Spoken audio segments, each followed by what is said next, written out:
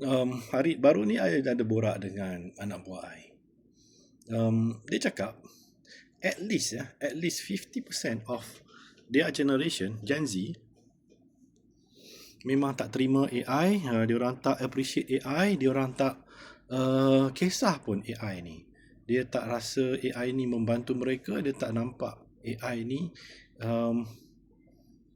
efektif kepada mereka. Tapi dia orang guna ChatGPT a lot more daripada Google, daripada YouTube, and find everything there.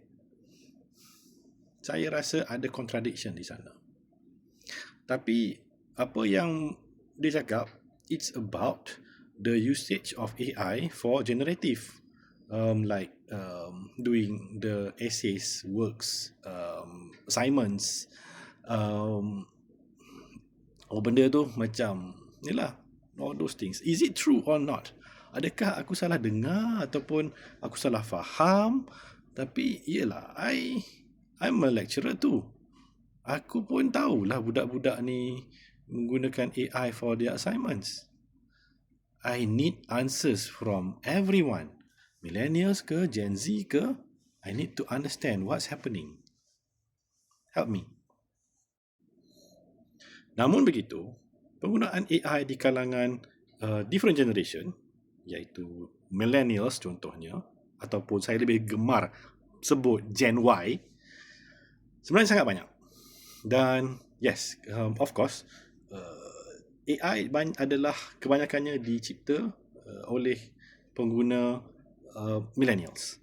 And that's why millennials a lot more understand AI works and use AI to detect AI usage among students. Contoh. Tapi saya pun guna AI for a lot of things.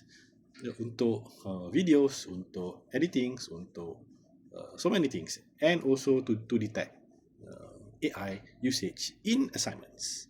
Ini biasa kerana it's easier for us to control. So macam mana ni? Ada confusion? Let us know, especially Gen Z. Please explain kepada saya sejauh mana korang guna AI sebenarnya. Kalau ChatGPT untuk cari answers kan, please lah, don't lah. Sebenarnya tak tepat lah. 90% tak tepat. Saya dah try dengan budak-budak, my anak buah. Diorang sangat ramai and they orang try. I say your answers is wrong.